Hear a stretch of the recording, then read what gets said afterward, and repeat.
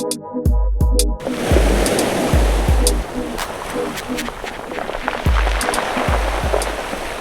this SUPboarder how-to video, we're going to take a basic look at leashes. We're going to be looking at what leashes are available, when you should be using them, and how to look after them. Definitely a leash, as well as a board and a paddle, is a very important bit of equipment and it should definitely not be overlooked. We like to say a leash is a necessity, not an accessory, and it's there to save lives. Now, a leash is designed to basically keep you in contact with your board at all times. Unless you're wearing a life jacket or a buoyancy aid, your board is your #1 flotation device. So if it's out of reach or you can't catch it, then it's really no good. So 90% of the time you should be wearing a leash, but there are examples and cases where you shouldn't.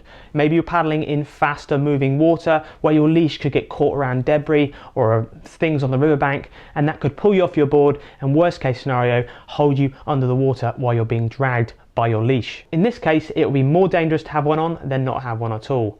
But for most paddlers in most paddling conditions, a leash is an essential piece of equipment that should not be overlooked. There are basically two types of leash on the market, a coiled leash and a straight leash.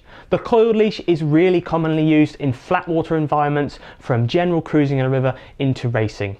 It's really good at keeping the leash out of the water on your board, and then it doesn't get dragged on seaweed, sticks that are floating down the river. A coiled leash isn't generally used in the surf so much because of its risk of spring back, where the leash will go out to full extent and then come back to you quicker than it would do with a standard straight leash.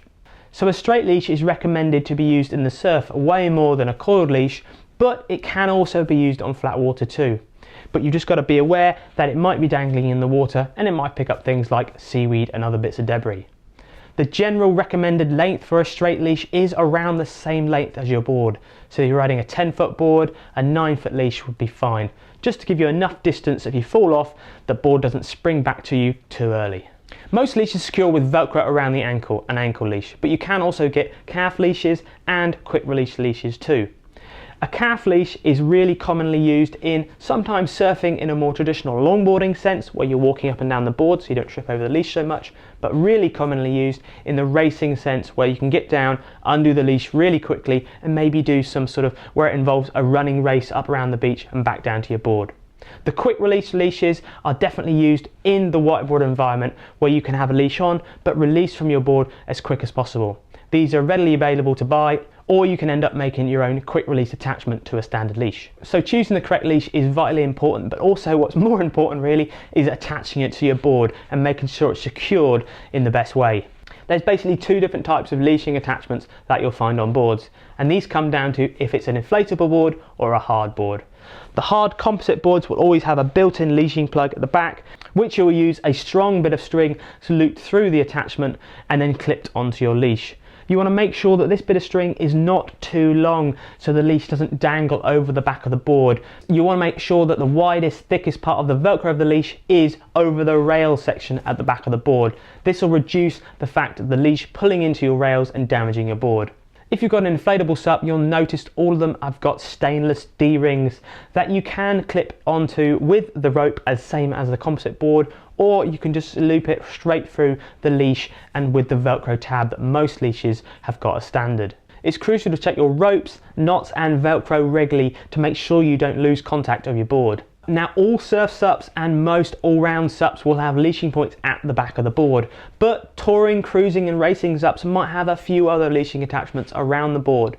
The reason for that is, for example, if you may have a touring board and you have dry bags at the back and at the front, there'll be a leashing attachment near the midsection that you can easily get to and attach your leash on there. There, it won't get in the way of the dry bags if you fall off, and you can quite easily get to it if you need to undo it, maybe if you're going on a whitewater section or moving water. Where you attach your leash is totally up to you, but generally if you're falling off lots or in a surf environment, it's always best to have it near the back of the board.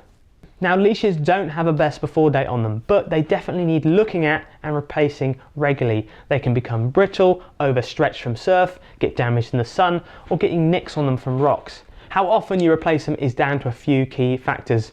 Do you look after your leash, wash it in fresh water afterwards? Do you keep it out of the sun where possible? Are you generally using it on flat water? A surf leash will definitely need replacing more often than a flat water leash. I personally replace my leash at least once every 6 to 8 months. Now, it's well worth checking along your complete length of your leash for cracks and damage and replacing that leash straight away if you see any. I have a spare new leash in the van and garage, so just in case I find something with a leash I'm going out on that day, I can replace it straight away and get on the water. Doing that and buying a few leashes every now and then is a way cheaper option than paying for your board to be repaired when it goes up the rocks from a broken leash. Or better still, it could save your life. Now it's a personal choice whether you use a coil, straight, calf, ankle or quick release leash. But rather than considering what you find the most comfortable, fashionable and cheapest, remember to think about all the advantages and disadvantages to each leash type.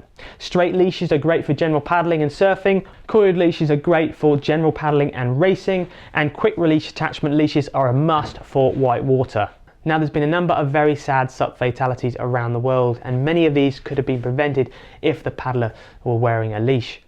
Having said that, there's also been some SUP related deaths where the paddlers have been using the wrong type of leash.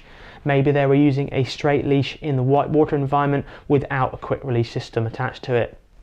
It's vital you understand your leash, where you're paddling, and the advantages and disadvantages to that leash. A leash is such a simple, affordable and easy piece of equipment to put on your board. Please don't underestimate its importance.